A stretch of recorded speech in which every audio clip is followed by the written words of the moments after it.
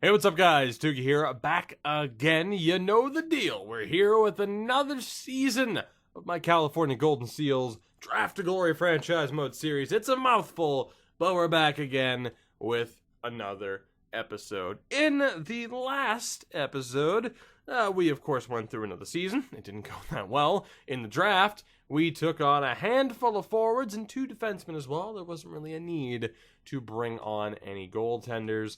Let's go ahead, though, and get this team set up. Let's get this team good to go for this next season, and we'll see if any of these guys end up actually being game changers. There was a couple of moments where there's definitely the debate as to who I should have taken, whether or not I was right or wrong in those moments.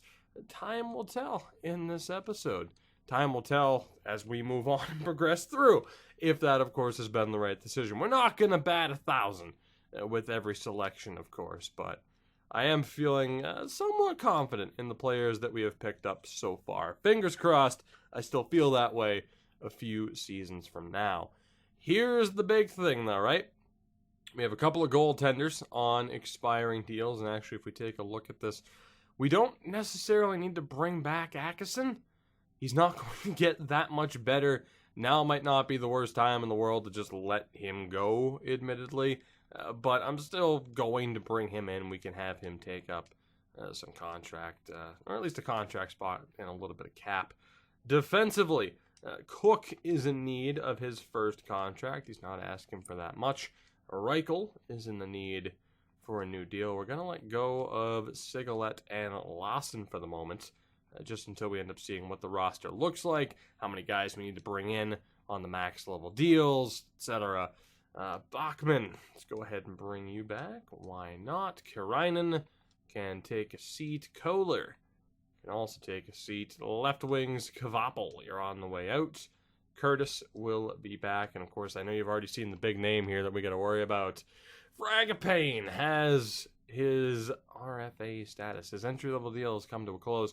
Looking for 6.3, which is nothing for us with the amount of cap space we have.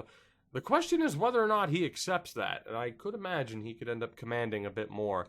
Bachman's here. I mean, no, Fragapane ended up signing. We're good to go. We're good to go. I was going to say, there might be some trouble on that front. No, not at all. Quick and easy. Everybody is back just like that, so we can move onward to free agency. And we'll see what veterans, names from the past, and whomever else we can sign to fill out this roster. Didn't renew the scout contracts. That's still not habit. That's still not habit for me to remember to re-sign my scouts as well. That's happened every season so far. But we do have 2 open spots here. And we'll take a look at who is available. We have an A grade and Peter Kolnick, who we'll definitely try to bring in. We have 2 A minuses, McMillan and 14. So Catherine McMillan, they're both okay on that regard. McMillan can scout USA East and the O. Ooh, Mario 14. Here's the problem, though. Of course, with McMillan, your best attributes are as an NHL and AHL scout, which we do not need. So Mario 14 is going to be the guy, seeing as he is that damn good at scouting the U.S. region. So those will hopefully be the 2. With Kolnick, the very least USA East, the OHL, yeah, we got lucky there, to be honest. When I sent in that offer, I didn't even think to check for him. But it's like, oh yeah, shit, with this series, we don't need pro scouts. We're pretty much good to go. Always takes a moment to be like, okay, what am I recording? Vegas, Golden Seals, what are we doing? Let's not make a dumb mistake as you guys get a look at the high-end offers there. Defensively, who are we going to bring in? That's the $1 million question. Sigalet, congratulations. You get to come back just off of necessity, as does Festerling. And a special congratulations to you, as we're going to try to sign you to a boatload of money. Lawson can come back as well for the year. Carl Gunnarsson's probably too good at this point still. Ahonen. Joe Finley. The Joe Finley. Sign him up. Matt Taormina as well. And is that Mark Frazier? Matt Frazier? Mark Frazier. I think it's Mark Frazier, isn't it? It is. Right? Hey, there we go. So there's a Matt Frazier too. And I'm like, which one's which? Couldn't remember. Quality we might end up signing. I'm going to wait to see what we have to deal with. Forward-wise, Pominville, Koivu, Nielsen. Yeah, none of you guys are getting signed. Colin McDonald will, because it's Colin McDonald, and he shouldn't be that good at this point. No disrespect to Mr. McDonald intended. Karainen, we're going to drop that to 1 year. Jansky, or Yansky, perhaps. I'll drop that to 1 year. Kohler and Kvapel. You guys will come on back, because why the hell not? And those will be the only offers I send out for now. The only offers, I say, as I sent out 12 contracts. We need to see what the cap space situation is going to look like. So let's see here. Kolnick has signed. Mario 14 has signed, so our scouts have been taken care of. Could have maybe fired somebody, but I'm not too worried about it. Let's take a look here as everybody is accepting, as you would have expected. Terramina, and we're good to go on that front. Let's see what the cap space situation is as we prep for this next season. I'm pumped to see what some of these prospects look like. We still have $34 million in cap space. Let's go ahead and sign more forwards. I feel like defensively we're probably pretty good to go. Pretty much good to go, at least. Let's see. Bachman. The other Bachman. Congratulations, you just won the lottery. And Granstrom as well. Granstrom as well. We'll look to give you a little bit more money. Thinking like $5 million for you, if I'm not too lazy to scroll that far. And unfortunately for you, I am. You'll get about 3. Turnbull, why not? We'll also sign Reddix, who I believe was an Oilers prospect back in the day. That is a nice beard, sir. Well done. And you have to sign the Rhino. You have to. Let's go ahead and sign one more defenseman, and we'll be fine. It's going to be Quality. It was going to be Andrew Campbell, but you were on the list first. And with that, we're pretty much golden. To the next season we go, and we will figure out what this team looks like, particularly in the preseason. That's what I'm mainly intrigued by. I think we'll probably... Actually, you know what? Here, we'll do a quick jump cut now before we even get there. I'm just going to set up the scouts to be in their best locations, and then we'll be ready for the preseason and good to go. All right, guys, we are good to go. The team is set up. Our scouts are optimized. Of course, we'll keep an eye on that while we progress through the season. This is how we're shaping up in the preseason, though, with our forwards. We have 3 too many as far as who might make this team. So we're sitting down guys who we know will make it. Defensively, this is going to be our defense this season. More than likely, we'll just throw Pilstrom to the Wolves. Fuller as well, even though we don't yet know their overall. Goaltending is the same. Goaltending down in the AHL yet again will be Pedro Wilson and Brock Sestito. Hopefully they can continue to improve. For now, let's start going. Let's start going through.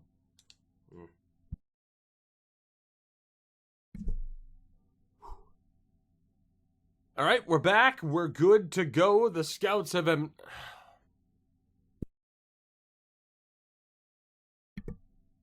All right, we're back. We're good to go. The scouts have been optimized. We'll keep an eye on that situation as we continue onward.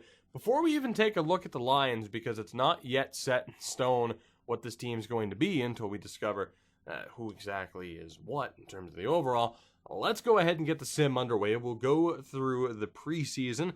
As mentioned, of course, we drafted 5 forwards in the last draft. We are now at the point where we're going to have 3 players down in the AHL no matter what. So it's going to be a team made up solely of the prospects we have drafted for the very first time because of the defensemen we have ended up taking in the prior draft, as we have a chance to finish with a winning record here if we beat Vancouver.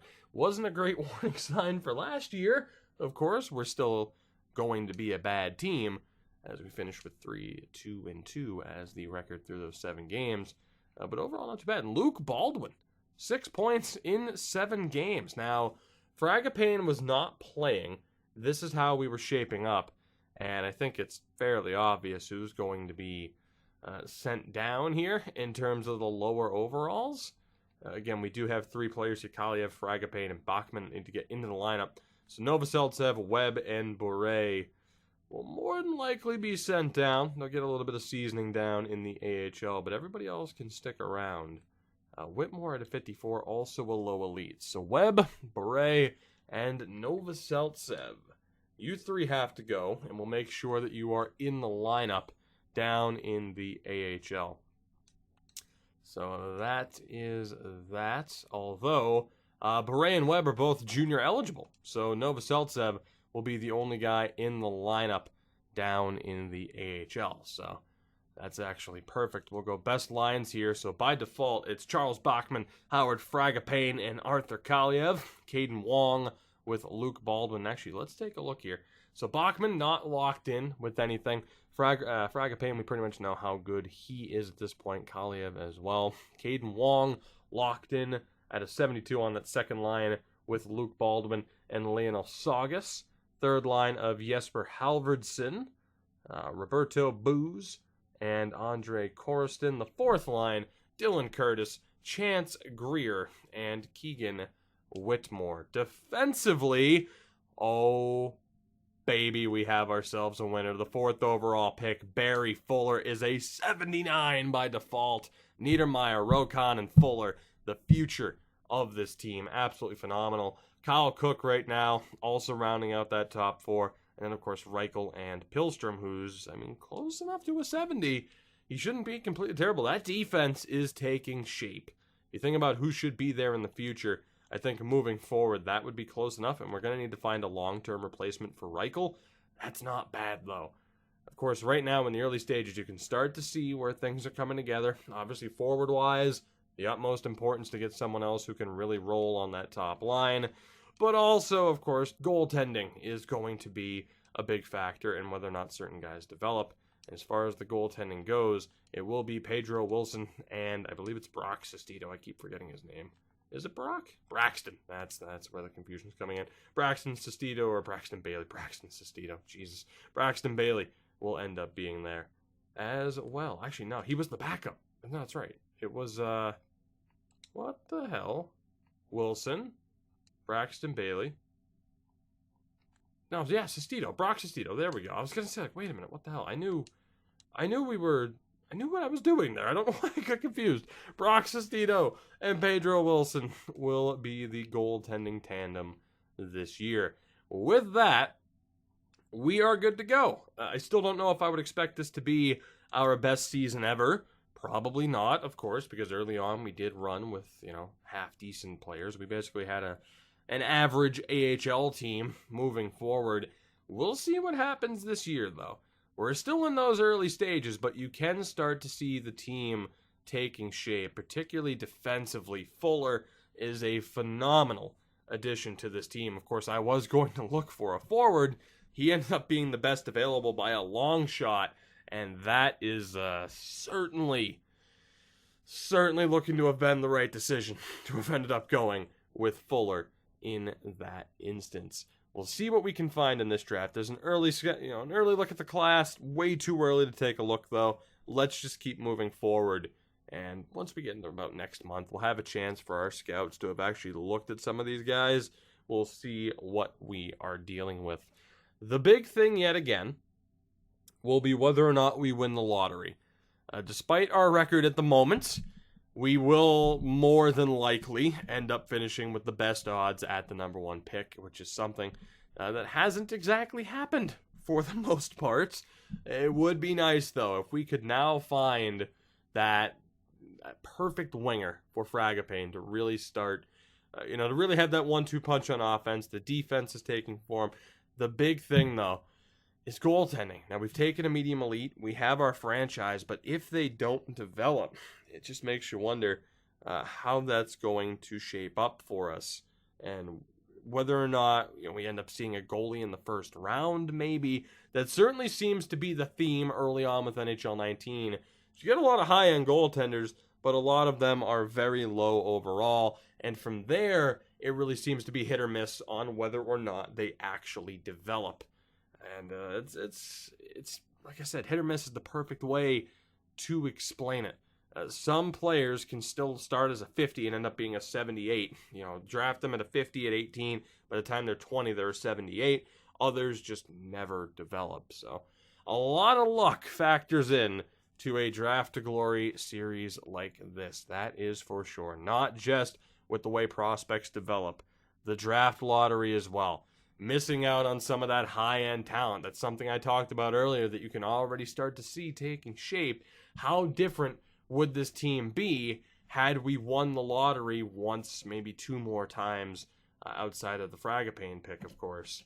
What would this team look like had that been the case? We would be that much better, but you know, it's the way it pans out, I would say. Now, what I am excited for here is the fact that we have, yes, there we go. I was going to say, it should be coming up, and there it is, the draft class. Let's see what we're dealing with, and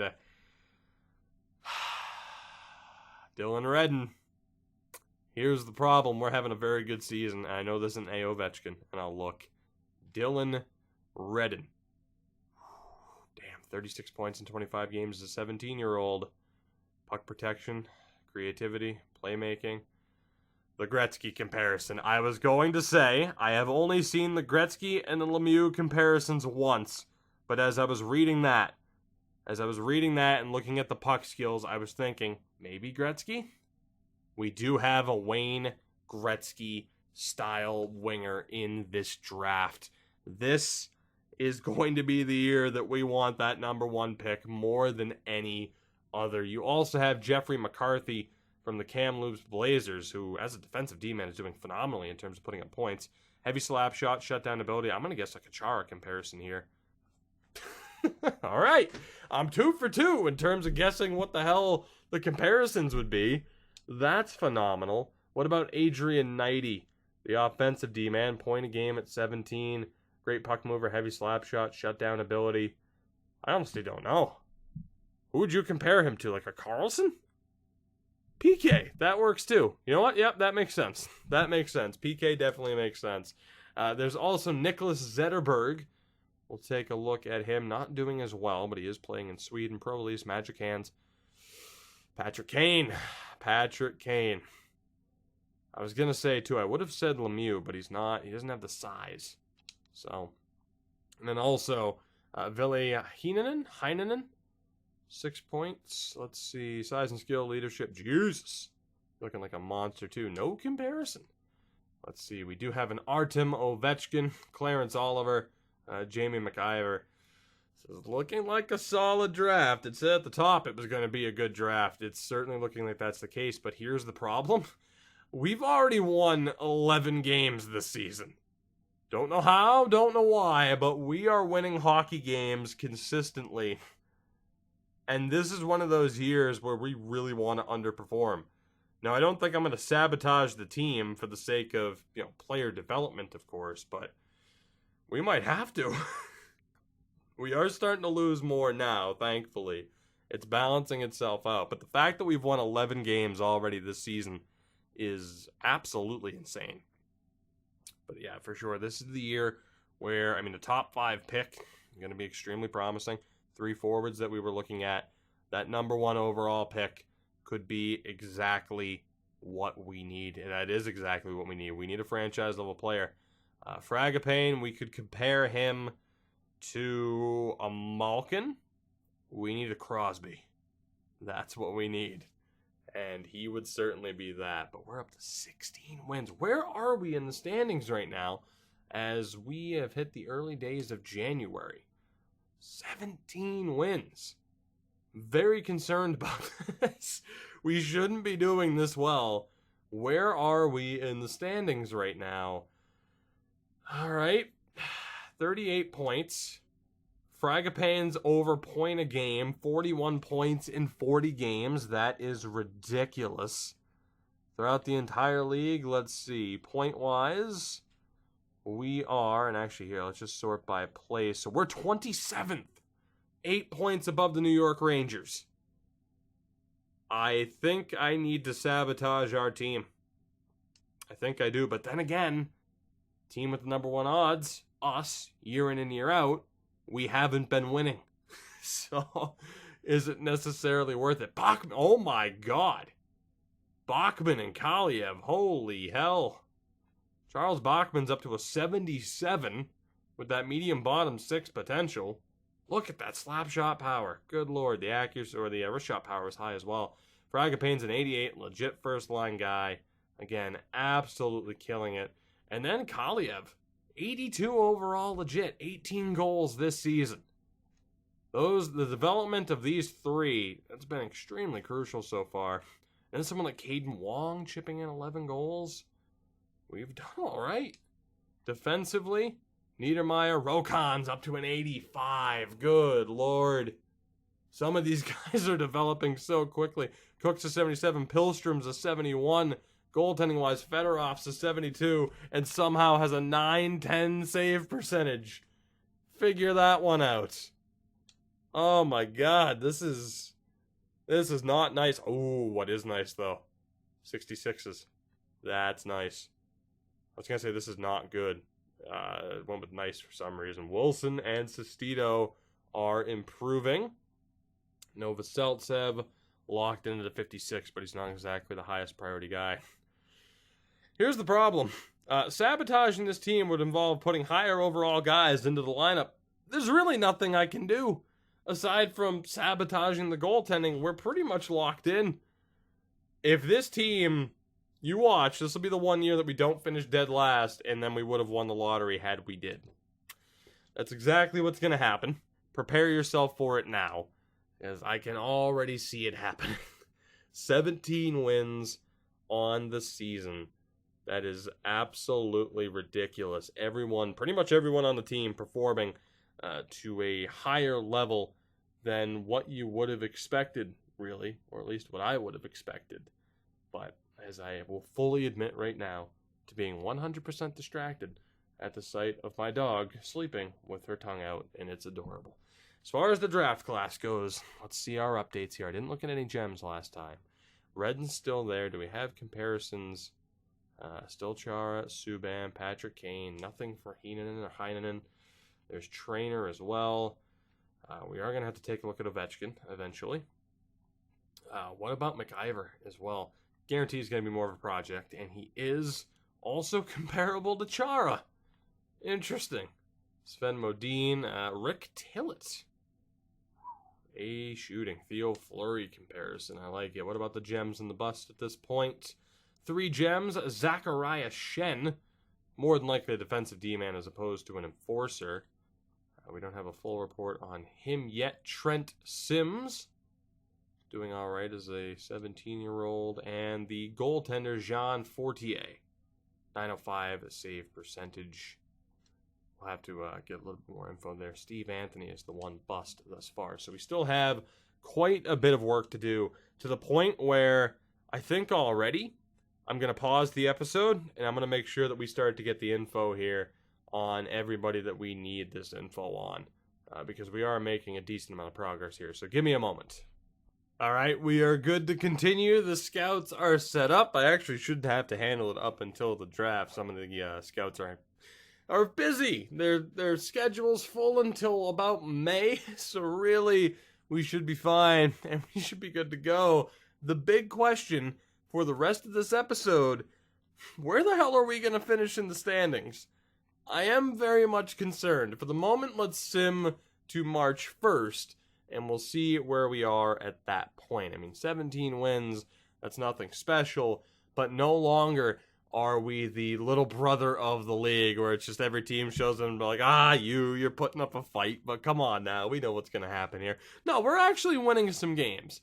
We're not great, but we're a competent team, and it's happened much, much more quickly than it should have, really, when you think about it. So either other teams are struggling, the sim engine is weird, highly likely, by the way, or we've done a half-decent job in drafting, but we still have a ton of 60s, so it's really weird. I don't know. 20 wins on the year, though. What do you guys think? Do we break 30? I certainly hope not. I feel like if we break 30 wins, we 100% do not have the highest odds to win the lottery. But then again, we haven't anyway. So maybe it wouldn't be such a bad thing. Sorensen, we are going to have to reject that offer for you, unfortunately. Have fun in the minors. But 22 wins on the year now. The deadline is coming up on March 4th. It's a late deadline this year. I don't know what to expect. And again, even if we don't finish with the best odds, we could still win the lottery because of how this goes. That's what's happened basically every single year. How many times have we picked fourth already? We've done well for ourselves in that regard. But this is the year to end up with the number one pick. The Gretzky comparable is there. Let's take a look. 23 wins on the season. Fragapane's 2 points off of a point a game, which is just insane when you consider the talent, or lack thereof, that he has around him. Let's see what we have here. 32nd team in the league. All right, so the Rangers are way the hell back there. But we right now are pretty much locked into a bottom 4 spot unless something really changes. So the playoffs aren't going to be a thing, of course. But we are basically locked into a bottom 4 spot. And barring a miracle, the New York Rangers will somehow finish dead last. Which, again, when you look at our team, one has to wonder just how are the Rangers that bad? We'll take a look at their lineup, actually, once we get towards the end of the season, because I want to find out that answer on my own. But overall, I'd say for me, this episode in general, as this is taking forever, a shocking turn of results, as, again, we aren't terrible this year. 23 wins. Still looking like the Doolin Narwhals will end up with a higher win total, but you never know, I suppose. 24 wins with that victory over the Sabres on March 4th. I am going to be very intrigued to see the end of season stats. Can we beat the Rangers? Yes, we lost to New York. Thank God. 8-5 in the battle of who. I think it would be a bigger challenge. Like, what do you think? In that game, are both teams just trying their best to lose in that instance? Central Scouting has an update. Of course, Redden's still there. We will end up getting a look at Ovechkin now. Artem Ovechkin, no comparable style. Not bad, but hopefully not someone that we end up with. As far as the gems and busts are concerned, Zachariah Shen, Jesse Crabb. Holy hell. Medium elite. Doing quite well. A- shooting, the comparable, or the comparison to Theo Fleury. You also have Tristan Shanahan there as an option. So this is looking like a very good draft. And when you look at this team, the way they're performing now, the type of progression that we've seen, this next draft could be the major turning point for us. We're at 26 wins. 30 wins are not out of the question. How insane is that? You've seen what this roster looks like already. 27 wins after that victory over the Islanders. 28. Will we hit 30? If we lose to the Blues, we know we won't. Okay, we won't hit 30 wins. 29 at the most, but who the hell would have thought that we would be just shy of 30 wins this early on into this series? Especially, too, if you are familiar with Draft to Glory. If you are not one of the new subs, of course, we have picked up a decent amount of momentum lately, and I thank you guys for that. Look at these ratings, though. 75, 89, and a 75. Did I make an alternate jersey? That's right, I did, and it's beautiful, and I love it. Kind of, gotta be honest, kind of like a Humboldt vibe going on there, and I kind of like it, but I can't believe that this team has done as well as they have. The big thing that we're going to check right now, first and foremost, will be the standings. Fragapane's going to fall just short of a point a game, which, again, is unreal for him. Let's take a look. Where did we finish? Oh my God! The Rangers done goofed, and I don't know how to feel about it. As we are 10 points back of the New York Rangers, we are going to finish dead last in the league despite those 28 wins. Have we screwed ourselves out of the number one pick despite finishing with the best odds? It's such a weird situation to find ourselves in with how bad our luck has been. So we are at least confirmed as yet again the worst team in the league. And actually, I could have just gone advanced day here because I want to take a look at the stats and make sure that we get to see the rookie stats as well. As we finish 28, 47, 5-7 on the season. Let's take a look. I mean, around the league, you pretty much saw what the top teams looked like. I mean, you'll end up seeing what the playoff teams look like as well. So really, I think I don't care necessarily about the point totals.